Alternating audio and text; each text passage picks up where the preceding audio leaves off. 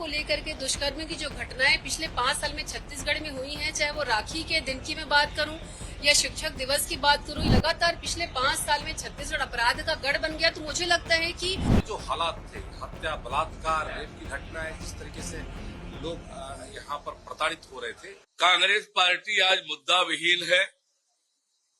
प्रदेश में कानून व्यवस्था का राज है और पुलिस प्रशासन लगातार अपराध और अपराधियों पर त्वरित कार्यवाही कर रही है।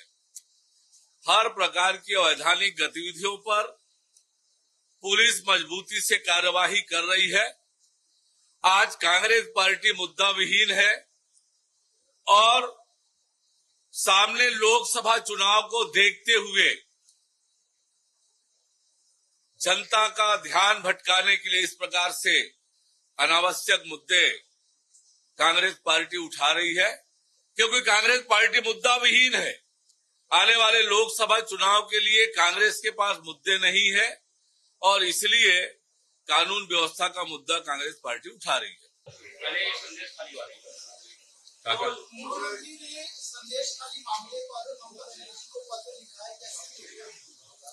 देखिए,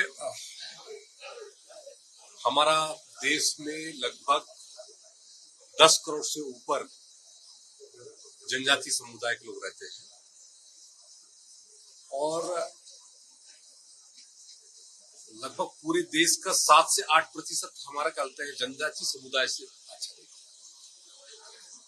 और जिस तरीके से पश्चिम बंगाल में हमारे जनजाति समुदाय के साथ में अत्याचार हो रहा है, उस विषय को लेकर के हमारे संवेदनशील मुख्यमंत्री माननीय विष्णुदेव साय जी ने जो ममता बनर्जी को पत्र लिखा है, जब हमारे ट्राइबल के बहनों के साथ में इस तरीके से मामले आ सकते हैं, तो अन्य जो लोग हैं उनके साथ क्या स्थिति हो रही है पूरे पश्चिम बंगाल में, आप इसको एक ही उसमें समझ सकते हैं कि वहां पर ना एसटी न एससी या किसी वर्ग का उनकी कोई कहते हैं हित की रक्षा करने वाला कोई नहीं।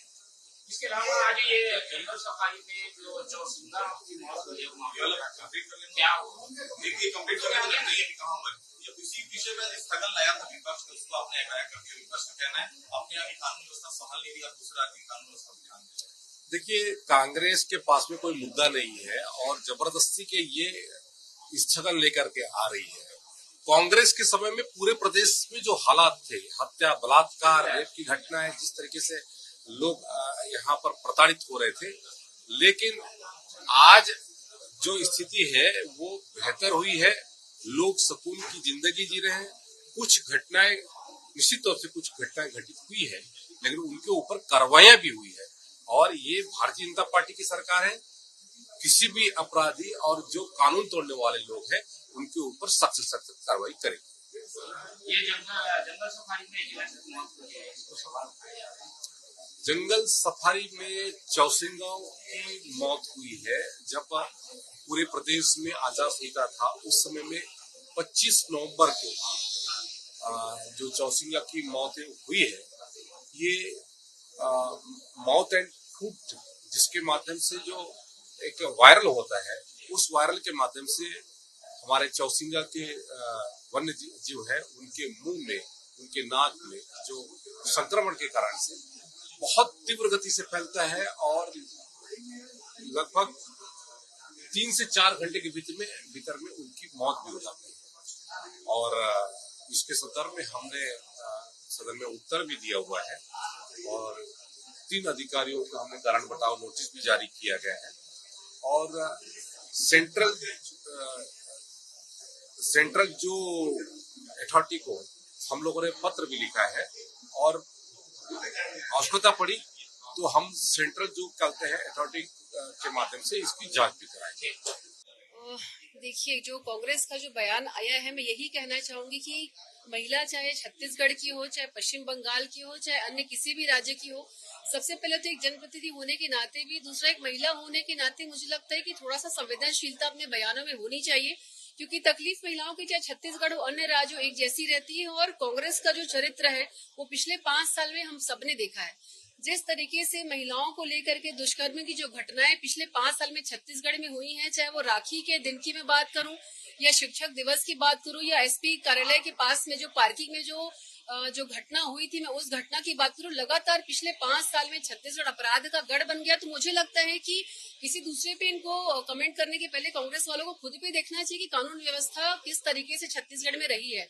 और रहा सवाल जो हमारे आदरणीय मुख्यमंत्री जी ने जो पत्र लिखा है पश्चिम बंगाल के मुख्यमंत्री को, तो मुझे लगता है कि हमारे मुख्यमंत्री जी उनकी चिंता व्यक्त की उन्होंने। और भाजपा के कार्यकाल की, मैं कांग्रेस के कार्यकाल की अगर बात करूं तो इनके ही जो वरिष्ठ नेता थे, हर छोटी छोटी बात में जो ये हमारे प्रधानमंत्री को चिट्ठी लिखते थे, तो आज इनको चिट्ठी से इतनी तकलीफ किस बात की होने लगी, मैं ये जानकारी चाहती हूँ।